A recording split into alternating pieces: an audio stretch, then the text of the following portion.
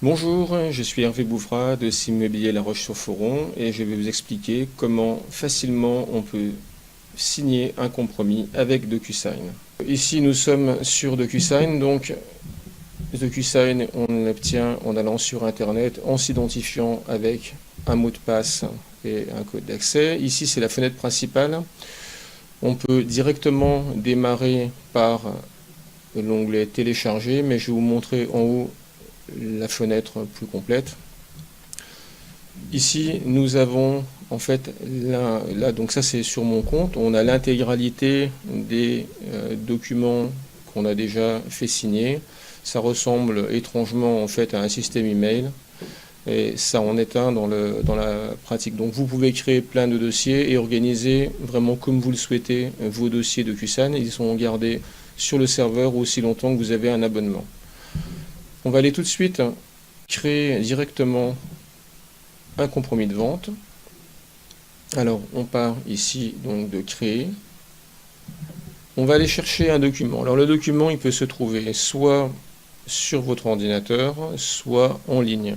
Alors moi j'aime beaucoup utiliser Dropbox puisque une fois qu'on a des documents qui se trouvent dans la Dropbox, on va pouvoir les télécharger à grande vitesse. Et ça peut être très intéressant quand on a notamment des documents très lourds comme les règlements de copropriété qui font plusieurs dizaines voire centaines de mégaoctets. Alors je vais aller choisir un document en ligne dans mon compte Dropbox qui est accessible directement ici. Et le premier document que je vais mettre, puisqu'on est là pour faire un compromis de vente, c'est un document qu'on a créé exprès pour la signature électronique. On a créé exprès ce document pour les besoins donc, de SIM. C'est un premier document qui est une fiche d'explication de ce qu'est la signature électronique et en même temps, il va nous servir pour obtenir l'accord de notre client de notre client acheteur pour recevoir en fait la notification par accusé de réception.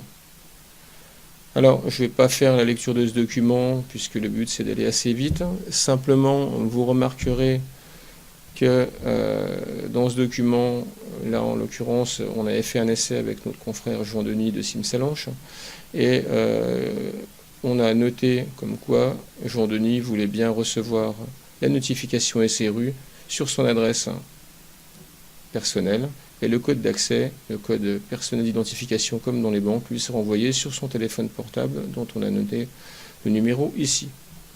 Ensuite, on rappelle la loi SRU. Donc ça, c'est le premier document que je mets quand j'ai fait signer un compromis. On va ajouter d'autres documents. Naturellement, on va aller chercher par exemple un compromis de vente qu'on aura déjà fait. Ici, je vais le chercher directement sur l'ordinateur. En l'occurrence, c'est un compromis de vente, édition préférence. Je vais aller chercher d'autres documents pour vous montrer qu'on peut rajouter très facilement des documents de grande taille. Alors ça, je suis directement sur mon compte Dropbox. Et je vais aller chercher, par exemple, un état des risques naturels. Voilà. Un autre document un peu plus lourd que je vais aller chercher dans des dossiers que j'ai actuellement en cours.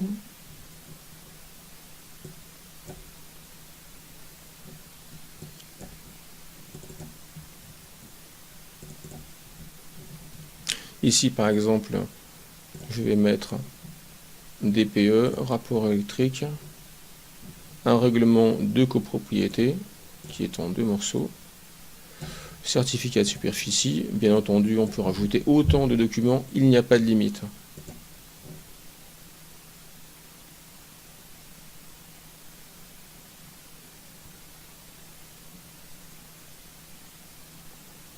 Donc là, ils sont en train de se télécharger directement depuis la Dropbox. C'est beaucoup plus rapide que si vous utilisiez un transfert depuis votre ordinateur. Ça se passe directement sur le cloud et à ce moment-là, on gagne beaucoup de temps. C'est intéressant de passer par la Dropbox à 2 raisons. parce que la première, vous pouvez envoyer un lien Dropbox à vos clients, et à ce moment-là, ils peuvent voir, avant de venir signer le compromis, ils peuvent avoir accès à toutes les annexes. En même temps, si vous devez refaire un compromis ou si vous n'avez pas eu le temps de le préparer avant, ça va être beaucoup plus rapide que de faire monter depuis votre ordinateur des gros documents. Alors, on peut par exemple choisir l'ordre de ces documents. Je vais mettre, par exemple, le certificat de superficie, je vais le mettre en 4e position. Voilà, il se retrouve en 4e position. On peut aussi renommer ces documents. On peut visualiser chacun des documents en double-cliquant dessus. Et à ce moment-là, vous pouvez le montrer directement à vos clients pendant le processus de signature. Donc pas de limite au nombre de documents, on peut mettre 200, 300 pages, il n'y a pas de limite de ce côté-là. On met des PDF, des documents Word, des documents Excel, là aussi c'est très très large. On va faire une signature où on va ici ajouter quelqu'un qui va venir signer en place. Alors on a plusieurs façons de faire. On peut signer à l'agence, c'est-à-dire signer en personne, ou alors on peut faire une signature à distance. Je vais commencer par ajouter quelqu'un qui va venir signer, on va dire, à l'agence. Alors, il faut savoir que quand on est en signature en personne, eh bien, ça se fait sous le compte de celui qui a l'abonnement DocuSign. Donc, en l'occurrence, c'est moi, avec mon adresse ici. Donc là, je suis destinataire et routage, donc je me suis ajouté. Je vais dire que je vais faire signer quelqu'un en personne. Et là, par exemple, je vais ajouter une de mes collaboratrices qui va venir signer en personne le document. Voilà. Je vais ajouter Sylvie. Ici, on doit simplement dire que la personne vient s'identifier et bénéficier du certificat Open Trust. Ça, c'est une obligation. Et ça suffit. Si je veux ajouter un signataire qui n'est pas ici, on va ajouter par exemple l'acquéreur, qui va être, par exemple, alors c'est quelqu'un, par exemple c'est Jean-Denis de Simsalanche, qui va signer, lui cette fois, à distance. On va l'identifier par une adresse email et on va lui envoyer le certificat numérique. Alors, que je ne me trompe pas, je vérifie l'identification par SMS.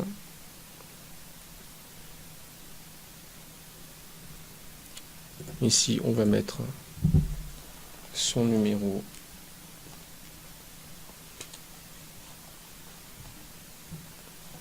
français.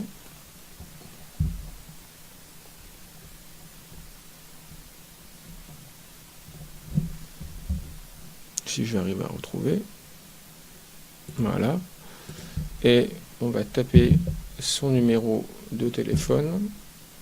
Alors là, pour le compte, je vais mettre un numéro au hasard parce que je ne m'en souviens pas. 1, 2, 3, 4, 5, 6, 7, 8, 9, 10. Normalement, c'est bon. Voilà, donc j'ai mis un numéro au hasard. On est dans le cadre quand même d'une démonstration. Alors, ça va être l'ordre de mes signataires. Ici, on va dire que c'est le vendeur qui signe à l'agence et l'acquéreur signe à distance. Il ne faut pas oublier, dans ce cas-là, que comme on est en processus de signature et qu'on a un certificat, on doit être automatiquement avec un ordre. Je ne peux pas mettre tout le monde en parallèle. Il y a bien un ordre. Le premier sera, donc j'ai dit ce sera le vendeur, le deuxième ce sera l'acquéreur. On pourrait s'arrêter là, puisqu'en fait, à partir du moment où le vendeur et l'acquéreur ont signé, eh ben, le compromis est signé. Oui, mais l'intérêt de cette solution, c'est qu'on va ajouter maintenant la notification SRU. Donc on va rajouter un signataire. Je reprends cette fois pareil en numéro 3. Étape numéro 3, ça va être notifier le compromis. À qui on va le notifier? On va encore le notifier à Jean-Denis. Voilà. Et cette fois, au lieu de dire signer, eh bien, il va accuser réception. Identification par email, vérification de l'identité par SMS. Même pratique.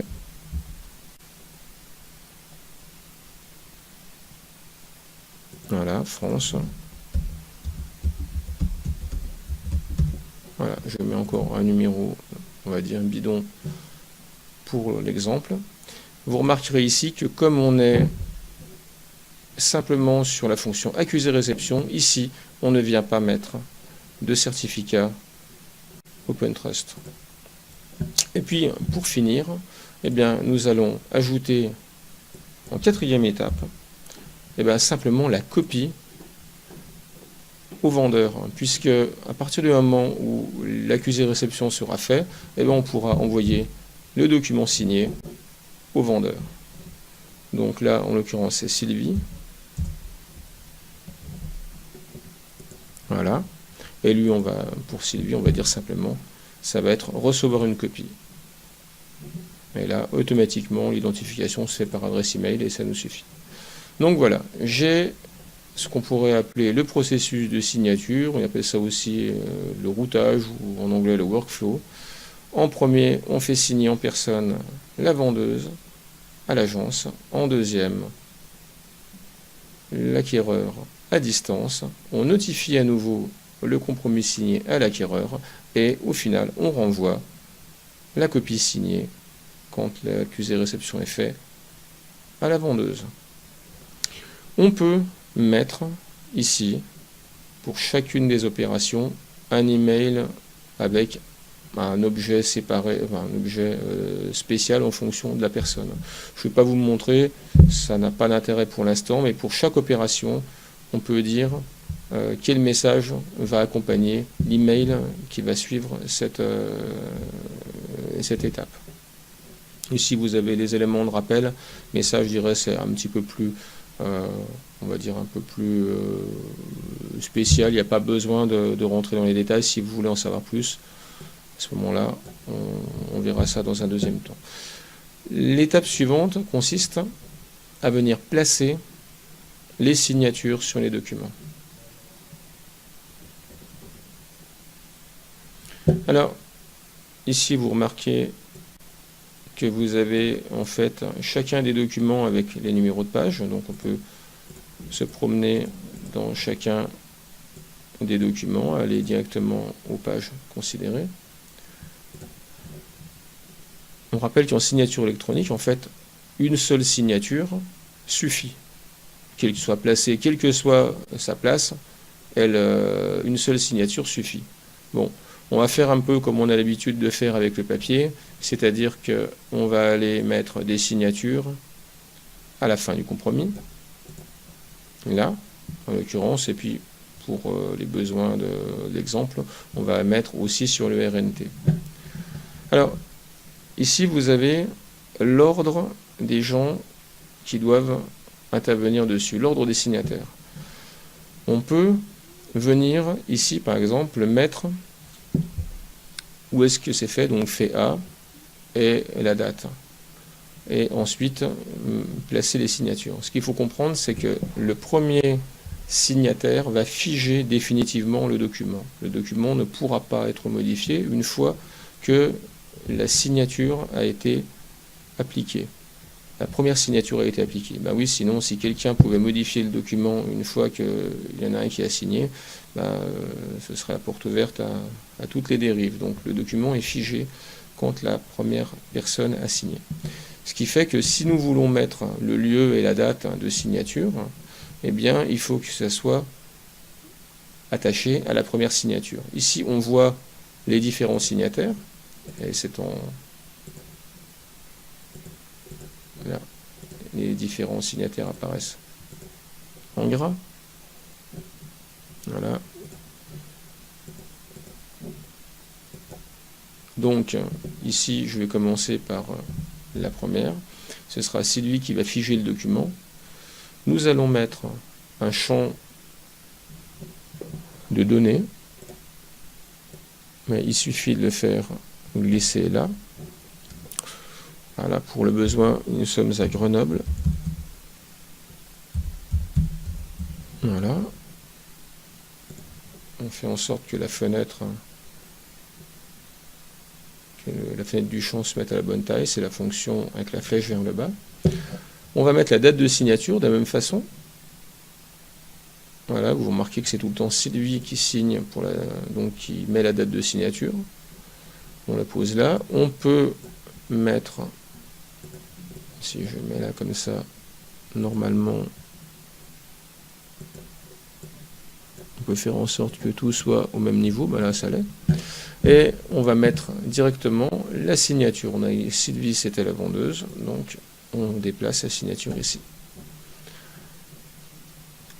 Ensuite, Jean-Denis va signer, donc je déplace sa signature là. Ok. Ensuite, on passe à l'ERNT. Et là, éventuellement, on peut rajouter une signature. Pareil, on va commencer par exemple, la signature du vendeur et la signature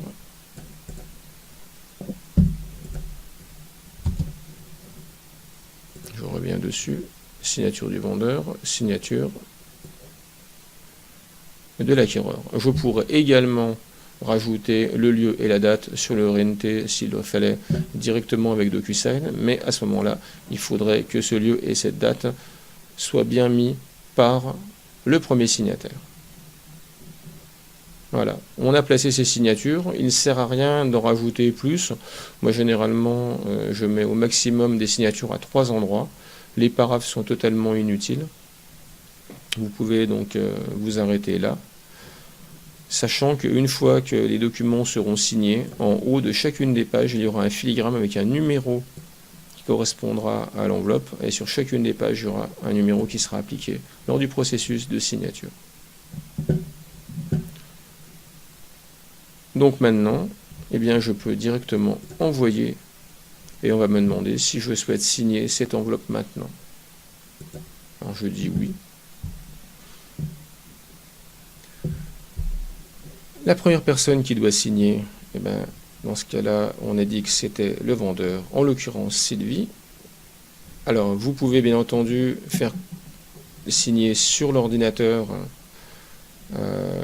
donc en utilisant la souris ou le clavier, ou faire comme j'ai plutôt l'habitude de faire, c'est-à-dire faire venir signer les clients sur une tablette en utilisant un stylo spécial pour tablette.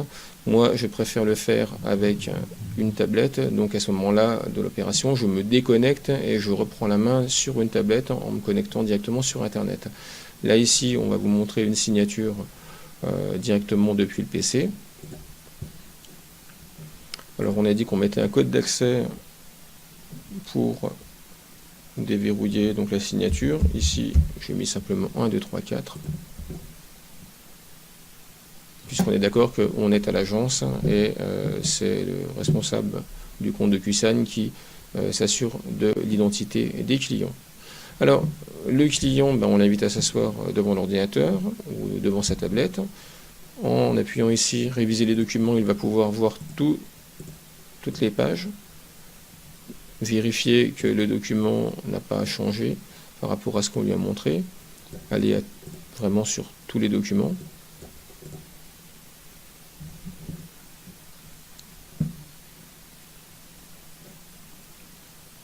Voilà, une fois qu'il a vu toutes les pages, il fait suivant, et à ce moment-là, il vient appliquer sa signature. Alors, deux solutions, soit on adopte un style qui est prédéfini par la machine, voilà, on peut même modifier le style, il y a différentes possibilités offertes par la machine, soit on vient dessiner. Alors il est vrai qu'avec une souris, c'est un petit peu plus difficile de faire une belle signature. C'est pour ça qu'on peut utiliser des tablettes à stylet spéciales pour PC. Si on est d'accord, eh bien, on adopte la signature.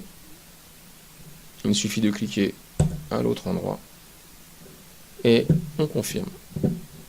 On accepte le certificat, on dit OK. Et voilà. Le compromis et toutes ces pages viennent d'être signées par le vendeur. Alors, l'étape suivante, ça va être pour l'acquéreur de recevoir par email un message l'invitant à venir faire aussi la signature, donc, mais cette fois à distance du compromis. Et il recevra ensuite un autre message, comme quoi il faudra aussi à nouveau qu'il s'identifie pour faire l'accusé de réception.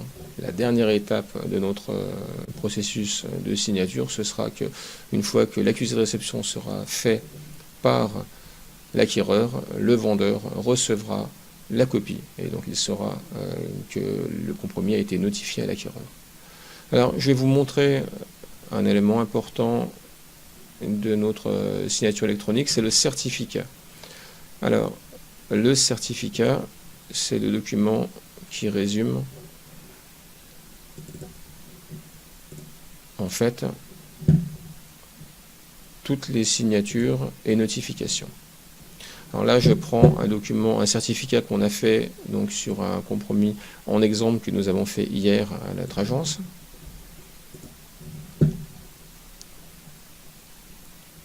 Ici, vous avez les éléments donc, de signature en personne. Jean-Denis et Sylvie étaient à mon agence pour signer, donc ils ont signé avec la tablette. Donc on voit ici leur signature. La date de signature, le 12, à quelle heure? Vous voyez, Jean-Denis a signé à 15h44, Sylvie à 15h46. Ensuite, la livraison certifiée, c'est ce qu'on va appeler l'accusé de réception selon DocuSign. Jean-Denis l'a consulté, toujours le 12, mais cette fois à 17h18, quand il est rentré chez lui.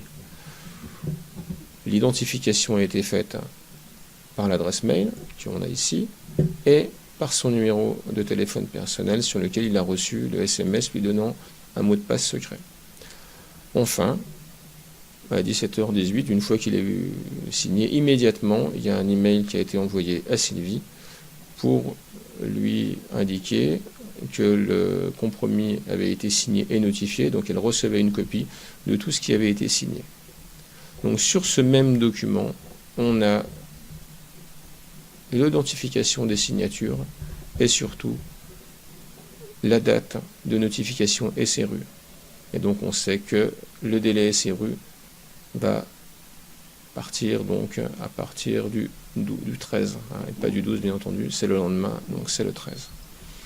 Voilà, donc c'est ce document-là qu'on va envoyer au notaire et qu'on peut très bien faire à partir donc de DocuSign. Donc c'est ce document-là qui va nous servir pour justifier l'accusé de réception et les signatures. Bien, donc il y a encore beaucoup de choses à dire sur DocuSign, mais sachez que c'est extrêmement simple à prendre en main. On va dire au bout d'un ou deux essais, comme ça vous comprenez le fonctionnement. Et ça permet vraiment d'être très souple puisqu'on peut faire signer des gens en agence ou à distance. On peut être entièrement à distance. La notification, pareil, elle se fait extrêmement facilement dans le même processus, et donc on gagne vraiment beaucoup de temps. Et il n'y a pas de question à se poser quant à la date de réception de la notification SRU. Tout ça est très bien documenté. Voilà, en espérant vous avoir donné envie d'utiliser cet outil. Et je vous dis à bientôt.